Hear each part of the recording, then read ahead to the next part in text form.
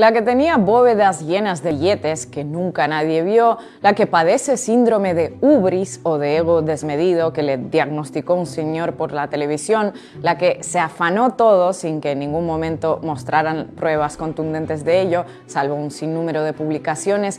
Bueno, esta misma señora ahora se hace la víctima porque le apuntaron una pistola en la cabeza, al parecer sin razón alguna, como si todo lo dicho no fueran razones suficientes. La pistola ni siquiera disparó y ellos ya montando escándalo donde no lo hay. ¿Quién me demuestra que no es un montaje barato? Si han seguido los medios argentinos durante los últimos varios, no pocos, ojo, años, todas estas historias y frases hechas les suenan porque todas tratan de una sola persona, Cristina Fernández de Kirchner. A lo largo de años se han destinado unos esfuerzos al límite de la capacidad humana precisamente para deshumanizar a la actual vicepresidenta de Argentina. ¿El resultado? Pues la aparición de una persona que la semana pasada decidió que no era tan mala idea dispararle en la cabeza.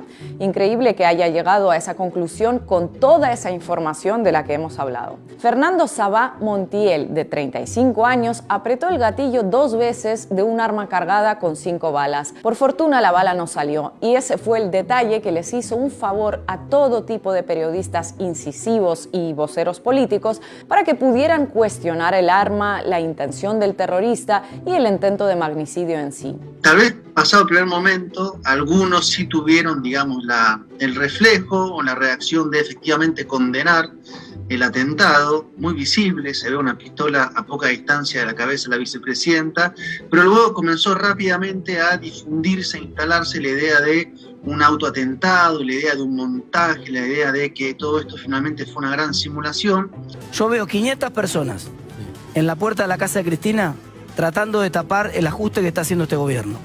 Tratando de defender a una persona que está sospechada de corrupción. Pero es un problema. Tenemos que tener no veo violencia política, realmente. No, yo te digo tensión política. ¿Cuál es la violencia política? Está bien, Martín, pero ¿Dónde está la violencia política? Yo no la veo. Los días posteriores al intento de magnicidio han dejado varios diagnósticos. Primero, el extraño caso de la ceguera de este señor que no ve violencia política en un intento de asesinato perfectamente documentado.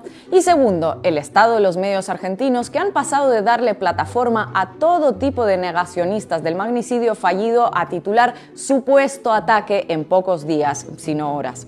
¿Ella sabía o lo ayudó a organizar el supuesto ataque? Ya es supuesto ataque. Claro. ¿Por qué? Ya es supuesto ataque por las dudas que empiezan a aparecer. O sea, de alguna manera vos lo que decís es que los fiscales dudan de que haya sido un ataque. Que hay cosas que no están coincidiendo y que no coinciden desde el inicio. Supuesto ataque grabado por cámaras de televisión, transmitido en vivo, del que hay como 20 testigos interrogados y pruebas de que ha sido premeditado. Pero hay cosas que no están coincidiendo. Cosas que impulsan una serie de cuentas de derecha y de parte de la oposición política en redes sociales, y luego hay toda una variedad de medios dispuesta a amplificarlas.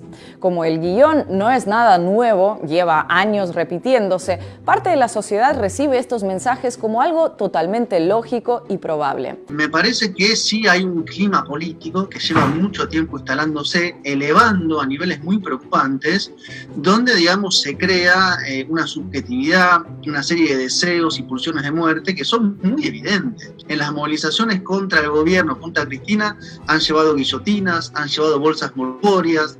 Esta semana se recuperaron testimonios de gente que dice hay que contratar a un sicario, esto se resuelve con la desaparición de Cristina. Hay todo ese clima de radicalización narrativa que luego pasa al acto en esta persona. Si fuera efectivamente la hipótesis de la autorradicalización producto de un empuje consciente en una estrategia política, ¿cuántas más personas piensan así o están buscando un posible pase al acto? Cuando entrevistaron a su mejor amigo, dijo, lamentablemente no había ensayado. ¿Qué quiere decir? Que en el fondo sí desea la muerte de la vicepresidenta. ¿Cuánta gente hoy desea la muerte de la vicepresidenta y cuánta está dispuesta a pasar al acto? ¿Sentís que quiso realmente matar a la mandataria, a la vicepresidenta de la Nación? Yo creo que su intención original era matarla, sí, pero lamentablemente no ensayó antes. Aunque lo más escandaloso de esto es la frase del amigo del atacante, la pregunta que le hacen no es menos preocupante. ¿Era o no era la intención del terrorista matarla? Cuando le pusieron la pistola en la cara y apretaron el gatillo, ¿sentís que realmente quisieron asesinarla? Este es el nivel de análisis de la realidad palpable y visible.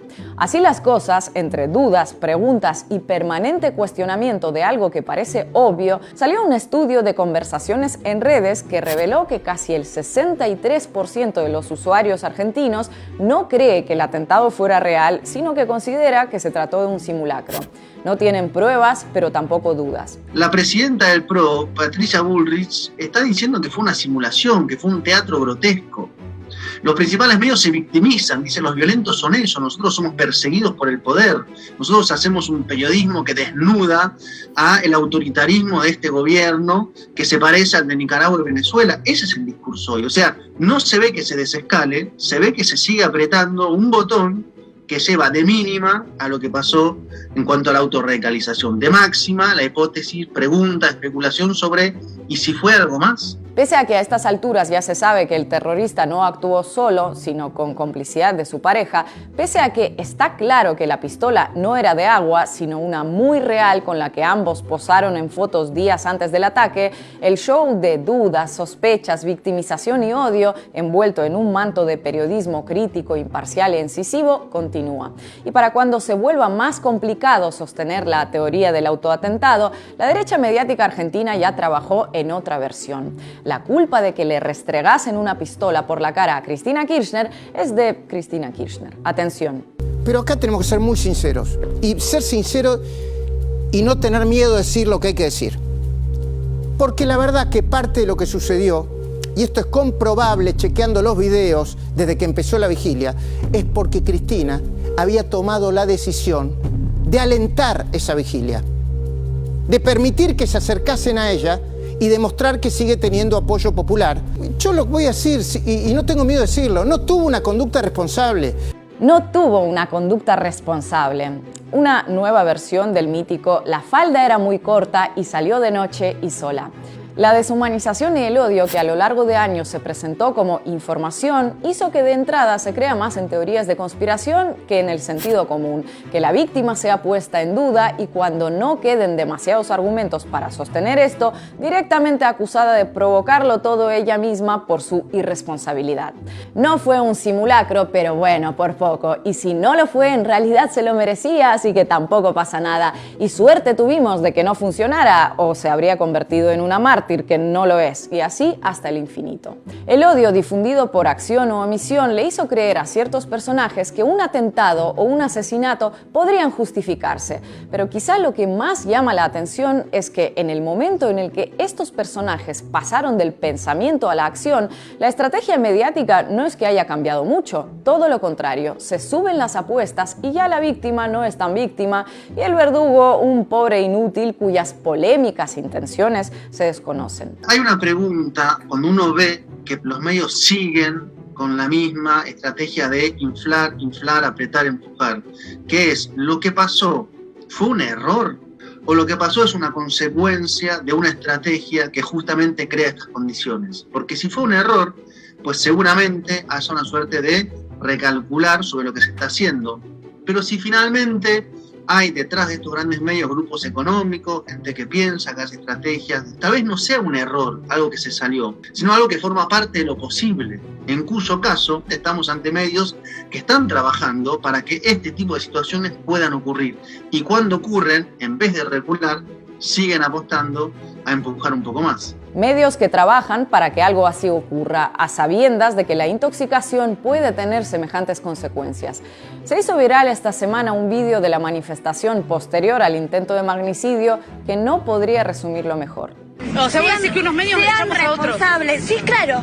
Los medios de comunicación, La Nación, Clarín, Infobae, Perfil, La Nación Más, todos esos canales que donde pertenece Héctor Mañeto, sos culpable. ¿Y echamos a quién? Odiador del odio. Y firmame a mí, Héctor Mañeto se llama. ¿Y a quién echamos? La responsabilidad de los medios siempre amparada por la libertad de expresión. Libertad para difamar sin consecuencias, para fomentar el odio sin medida, para deshumanizar al adversario político hasta donde sea necesario para lograr unos objetivos políticos, y finalmente el atentado del que se habla como si no fuera gran cosa, o mejor todavía, como si no hubiera existido. El odio, como decía Depardieu de los fascistas en Novecento, no nace de la nada como las setas, se le alimenta, se le riega, se le deja crecer con todo cariño y al final pues pasa lo que tiene que pasar con el odio.